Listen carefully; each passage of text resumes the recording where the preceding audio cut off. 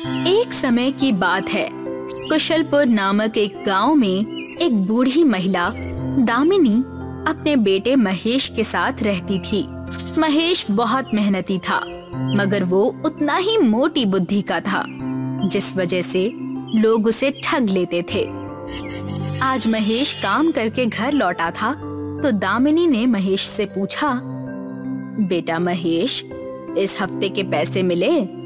माँ, आज मुझे पूरे 100 रुपए मिले हैं। क्या, बस 100 रुपए मिले? हाँ माँ, ठेकेदार जी ने बाकी सारे मजदूरों को गुलाबी नोट दी। फिर मैंने उनसे पूछा कि ये अलग नोट क्यों दी, तो उन्होंने बताया कि ये 100 की नोट उन गुलाबी नोटों से ज्यादा है। अरे मेरे भोले, ये 100 की नोट है और वो गुलाबी नोट 2000 की होती है, तो गुलाबी नोट इस नोट से बड़ी हुई। अच्छा बेटा, उन्होंने तुझे ठग लिया। मैं बुद्धिहीन हूँ ना, इसीलिए मैं समझ ही नहीं पाता और लोग मुझे ठग लेते हैं। नहीं लाल, तू बुद्धिहीन नहीं है, तू बहुत भोला है। नहीं, आप कुछ नहीं जानती, सब मुझे यही कहते हैं। ये कहकर महेश वहाँ से निकल पड़ा। अरे लाल सुन तो, कहाँ नाराज होकर जा रहा है? और दामिनी की पुकार भी ना सुनी। महेश रात के समय चलते चलते एक पेड़ के पास पहुंचा। उसने देखा कि वहाँ एक रोबोट पड़ा हुआ है। वो रोबोट हिल भी नहीं पा रहा था। महेश उसके पास पहुंच गया। अरे, ये इतनी बड़ी गुड़िया, वो भी लोहे की। अगर इसे माँ को दे दूं तो बहुत खुश हो जाएंगी। मैं एक रोबोट हूँ और मुझे फ्यूल की जरूरत है, मुझे फ्यूल दे दो। ये बड़ी गुड़िया तो बोलती है। फ्यूल, ये क्या होता है? कोई खाने की चीज है क्या? तुम तो बहुत होशियार हो। हाँ, ये फ्यूल मेरे लिए खाने की ही चीज है और मैं इसके बिना चल नहीं सकता। पर फ्यूल मिलेगा कहाँ? पानी, मुझे पानी दे दो, वही मेरा फ्यूल है। ठीक है रोबोट भैया, अभी लाता हूँ। महेश वहाँ से चला गया और कुछ देर बाद एक मटके में पानी लेकर आ गया। महेश पानी को अब रोबोट को पिलाने लगा। कुछ ही देर में रोबोट उठकर खड़ा हो गया। तुम्हारा शुक्रिया, मैं भविष्य से आया हूँ और फ्यूल खत्म होने की वजह से मैं चल नहीं पा रहा था, पर अब तुमने मुझे फ्यूल दे दिया है तो मैं घर लौट सकता हूँ। महेश अचानक रोने लगा। क्या बात है, तुम रो क्यों रहे हो? रोबोट भैया, आपने अभी मुझे होशियार कहा था ना? मुझे आज तक किसी ने होशियार नहीं कहा। सब मुझे मोटी बुद्धि कहते हैं। मैं तुम्हें होशियार बना सकता हूँ। क्या सच? वो कैसे? रोबोट एक कैप्सूल महेश के हाथ में देकर बोला, ये दवाई खाकर पानी पी लेना। मैं जिस भविष्य से हूँ वहाँ हमें एआई कहा जाता है। तुम ये कैप्सूल खाओगे तो तुम्हारी बुद्धि भी बहुत तेज हो जाएगी। तुम एक चलते फिरते एआई रोबोट बन जाओगे। क्या सच? आपका बहुत बहुत धन्यवाद। कोई बात नहीं, अब मैं चलता हूँ। भविष्य में मेरा पहुँचना बहुत जरूरी है। रोबोट वहाँ से गायब हो गया और महेश भी अपने घर लौट गया। अगले दिन महेश अपनी माँ से कहता है, माँ, मैं सोच रहा हूँ कि मैं इस मजदूरी को छोड़कर अपने खेतों पर ध्यान दूं। आखिर पिताजी मेरे लिए बहुत खेती छोड़ गए हैं ना। ये तू बोल कैसे रहा है बेटा? तेरी आवाज को क्या हो गया? सही कहते हैं, माँ से कोई कुछ नहीं छुपा सकता। महेश अपनी माँ को सारी घटना बताने लगा। अच्छा, तो ये बात है। पर बेटा, तेरी बुद्धि बढ़ी है, इसका सही इस्तेमाल करना, समझा? और हाँ लल्ला, वो खेत तो इसी वजह से बंजर पड़े हैं क्योंकि तू खेती संभालना नहीं जानता, वरना अब तक तो तू बहुत बड़ा जमींदार बन जाता। सही कहा माँ, पर अब मैं सब संभाल लूंगा। वैसे भी ठेकेदार बहुत कम पैसे देकर काम कराता है ना, तो मैं अगर लोगों को कुछ ज्यादा पैसे दूंगा तो वो मेरे पास काम करने लगेंगे। अरे लाल, तू तो समझदार हो गया। अब मैं चलता हूँ माँ, और कुछ लोगों से बात करके उन्हें आपके पास लेकर आता हूँ। ठीक है, जा, भगवान तुझे बहुत तरक्की दे। महेश वहाँ से निकल पड़ा और जाकर एक पंचायत बुलाई, उसी पेड़ के पास जिसमें भोलू, ठेकेदार, प्रधान, मल्लू पहलवान और कुछ गांव वाले मौजूद थे। क्या बात है महेश, आज तुमने कैसे पंचायत बुला ली? कोई खेल दिखाने वाले हो क्या? तो तुम्हें क्या लग रहा है, अपना महेश तुमसे गणित की बातें करेगा? महेश, ये सब छोड़ो और चलो, तुम्हें 100 की बड़ी नोट दूंगा। नहीं ठेकेदार जी, आप तो 100 की छोटी नोट और 2000 की बड़ी नोट अपने पास ही रखिए।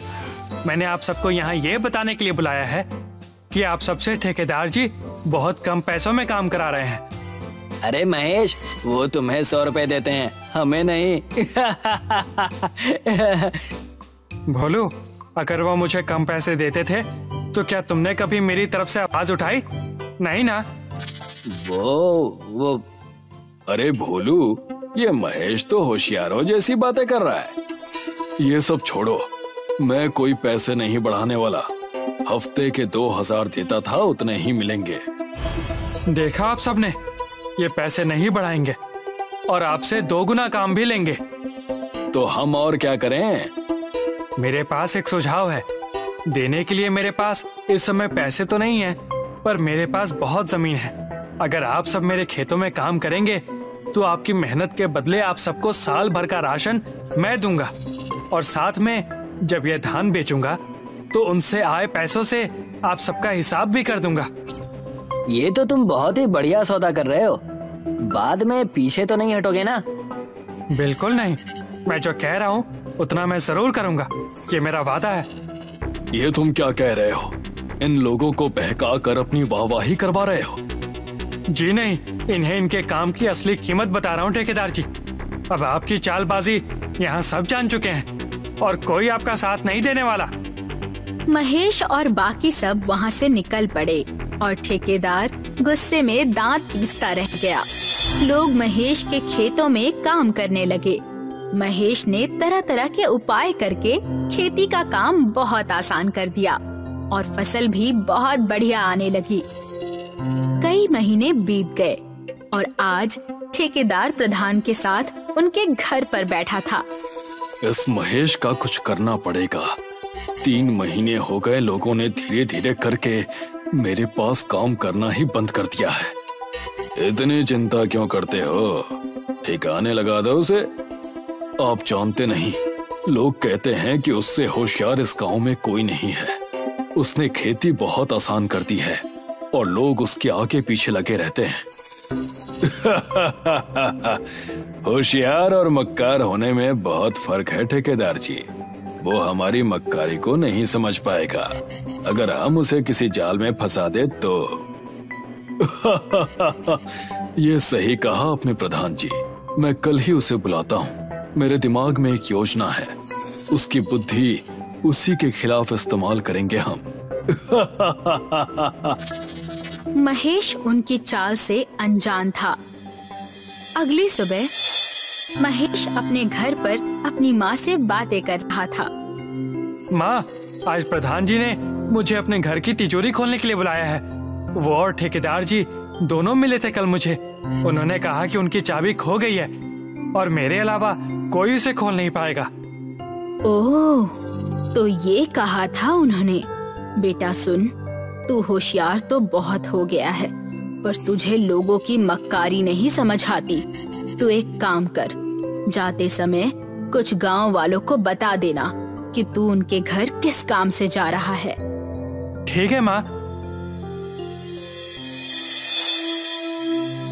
महेश ने अपनी माँ के कहे अनुसार रास्ते में कुछ लोगों को बताया और प्रधान के घर पहुँचा। प्रधान और ठेकेदार तिजोरी के पास बैठे महेश का इंतजार कर रहे थे। आओ भाई महेश, आओ। हाँ प्रधान जी, क्या यही तिजोरी खोलनी है? हाँ भाई, खोल तो लोगे ना। अरे इनकी बुद्धि के चर्चे तो पूरे गांव में हैं। ये सब खोल लेंगे। आइए चलकर तब तक हम दोनों इनके नाश्ते पानी की व्यवस्था करते हैं। अच्छा ठीक है महेश, तुम ये तिजोरी खोल दो, हम आते हैं। जैसा आप कहें प्रधान जी। प्रधान और ठेकेदार वहाँ से चले गए। महेश तिजोरी खोलने में लग गया और कुछ ही देर में तिजोरी खुल गई, जिसमें काफी सोना और पैसा रखा था। वाह, ये सब काम अब कितना आसान हो गया है। आखिर बुद्धि बड़े काम की चीज है। तभी वहाँ प्रधान और ठेकेदार कुछ गांव वालों के साथ पहुँच गए और साथ में दामिनी भी वहाँ आ गई। ये देखो लोग, सभी लोग ध्यान से देखो, ये महेश मेरे घर में चोरी कर रहा है। मैंने कहा था कि मेरे घर में कोई घुसा था, इसीलिए मैंने आप सबको यहाँ बुलाया है। इतनी होशियारी और इसे चोरी में लगा रहे हो? आप कह रहे हैं कि महेश चोरी कर रहा है? हाँ बिल्कुल। क्या ये सच है ठेकेदार जी? हाँ बिल्कुल सच है। अचानक दामिनी, महेश, मल्लू, भोलू सब हंसने लगे। तुम सब हंस क्यों रहे हो? मैं तो इसलिए हंस रहा हूँ कि इतनी बुद्धि होने के बाद भी मैं अपनी माँ की वजह से बच गया। मतलब ये कि मेरी माँ ने कहा था कि मैं गांव में सबको बताते हुए जाऊं कि मैं आपकी तिजोरी खोलने जा रहा हूं। अब मैं समझा उन्होंने ऐसा क्यों कहा था। अब सब जान गए कि आप दोनों मुझे यहाँ कैसे फंसाना चाहते थे। आप दोनों अब इस गांव में रहने लायक नहीं हैं। हाँ, बहुत हो गया इनका। अब से हमारा प्रधान और ठेकेदार सब महेश ही है। भागो ठेकेदार, वरना अपनी खैर नहीं। मैंने आपसे पहले तैयारी कर ली है, आप अपना देखिए। दोनों ठेकेदार और प्रधान वहाँ से भाग निकले और बाकी सब इस दृश्य पर हंसने लगे कि कैसे इतने होशियार व्यक्ति को अब भी उसकी माँ बुरी नजरों से बचाती है। ये कहानी है एक बहुत ही मेहनती इंसान योगेश की। योगेश एक टेलीकॉम कंपनी में काम करता था। योगेश की शादी को 2 साल हुए थे और उन्हें 2 जुड़वा बच्चे भी थे। अब इन दोनों के सारे सपने पूरे करने के लिए मुझे और ज्यादा मेहनत करनी पड़ेगी। जी, करनी तो पड़ेगी, लेकिन मुझे लगता है ऊपर वाले ने हमें इसीलिए जुड़वा बेटे दिए हैं क्योंकि हम उनका अच्छे से ख्याल रख सकते हैं। आप ज्यादा टेंशन मत लीजिए, जो पैदा करता है वो पालता भी है। पालने को तो बच्चे कैसे भी पल जाते हैं, लेकिन मैं चाहता हूँ कि इनके सारे सपने पूरे हों। जरूर होंगे, आप इनके बारे में सोच जो रहे हो। बस इस दिन से योगेश ने और मेहनत करना शुरू कर दिया। वो सुबह 7 बजे घर से निकल जाया करता था और रात को 11 बजे लौटा करता था। बच्चे सो गए क्या? जी, वो कहाँ इतनी देर जागते हैं। अच्छी बात है, कम से कम उन्हें तो आराम मिल रहा है। योगेश बहुत कम अपने बच्चों को देख पाता था। सिर्फ संडे ही ऐसा दिन था जब योगेश अपने बच्चों के साथ बिताता था। अरे सविता, ये देखो, अर्नो तो चल रहा है। मुझे पता है, वो पिछले 3 दिनों से पकड़ पकड़ कर चल रहा है। अरे वाह! योगेश अपने बेटे को चलता देख खुश था। इसी तरह योगेश की जिंदगी के 10 साल बीत गए। अब योगेश की खुद की एक कंपनी थी, लेकिन उसके पास अभी भी अपने परिवार के लिए समय नहीं था। अब तो हम अमीर बन गए, अब तो आप हमारे लिए समय निकाल ही सकते हैं ना? सविता, मैं चाहता हूँ कि मेरे बेटों को दुनिया की हर खुशी मिले। मैं ये सब उनके लिए ही तो करता हूँ। क्या फायदा ऐसे काम का जो आप अपने बेटों से मिल ही ना पाए। पहले कम से कम आप संडे घर पर रहते थे, अब तो वो भी नहीं। पहले मैं दूसरों के लिए काम करता था, अब खुद के लिए। ये सब मैं अपने बेटों के लिए ही तो कर रहा हूँ, ताकि उनकी जिंदगी आराम से बीते। आपके बेटों को ये ऐशो आराम नहीं, बल्कि आपका समय चाहिए। मैं कहाँ मना कर रहा हूँ, लेकिन आप समय निकाल भी तो नहीं रहे। सविता अक्सर योगेश से इस बात पर बहस करती थी। ऐसा करते करते 5 साल और बीत गए। योगेश के दोनों बेटे अर्नव और आर्यन बड़े हो चुके थे। एक दिन उनका पूरा परिवार डिनर पे मिला। पापा, अगले हफ्ते हम पढ़ने के लिए फॉरेन चले जाएंगे। पता है मुझे, हम चाहते हैं कि हम कुछ टाइम अपनी पूरी फैमिली के साथ बिताएं। ये तो बहुत अच्छा आइडिया है। आप हमारे लिए टाइम निकाल पाएंगे? तुम भी ना सविता, एक काम करो, तुम तीनों कल सुबह ही हमारे केरला वाले हॉलिडे हाउस में चले जाओ। मेरी कल एक इम्पोर्टेंट मीटिंग है, उसके बाद मैं परसों सुबह वहां आ जाऊंगा। अगले 3 दिनों के लिए मेरा पूरा टाइम तुम लोगों का। सच्ची? यस माय सन, बिल्कुल सच्ची। आप पक्का आएंगे ना? हाँ सविता, पक्का, प्रॉमिस। योगेश की ये बात सुनकर पूरी फैमिली बहुत खुश थी। आर्यन और अर्नब ने उसी रात पैकिंग शुरू कर दी। I am so happy. हाँ, पापा पहली बार हमारे साथ हॉलिडे मनाएंगे। बट मुझे अभी भी डाउट हो रहा है। इतना मत सोच, उन्होंने बोला है तो वो जरूर आएंगे ना। हाँ। यहाँ सविता अपने रूम में पैकिंग कर रही थी। मैं पक्का आपकी पैकिंग कर दूं ना? हाँ, और मेरे फेवरेट टी शर्ट मत भूलना। मुझे अभी भी यकीन नहीं हो रहा कि आप आएंगे। मैंने पिछले हफ्ते ही ये प्लान बना लिया था, सोचा तुम लोगों को सरप्राइज दूंगा। अरे वाह, आप कब से ये सोचने लगे? बस अब बूढ़ा होते जा रहा हूँ ना। बूढ़े होंगे आपके दुश्मन। अगली सुबह सविता अपने दोनों बेटों के साथ कार में निकल गई।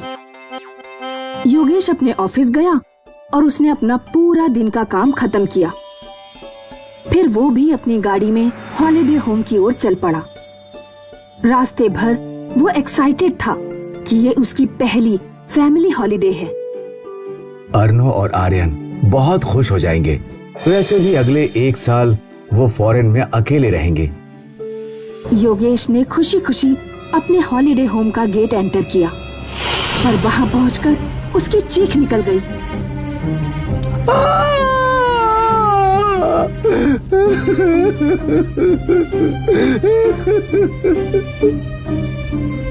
आसपास पुलिस वाले जमे थे और पूरा घर जल चुका था। सर, अभी 2 घंटे पहले ही यहाँ गैस सिलेंडर फूटा। आपकी पूरी फैमिली जल गई, कोई नहीं बचा। योगेश अपने आप को संभाल नहीं पाया।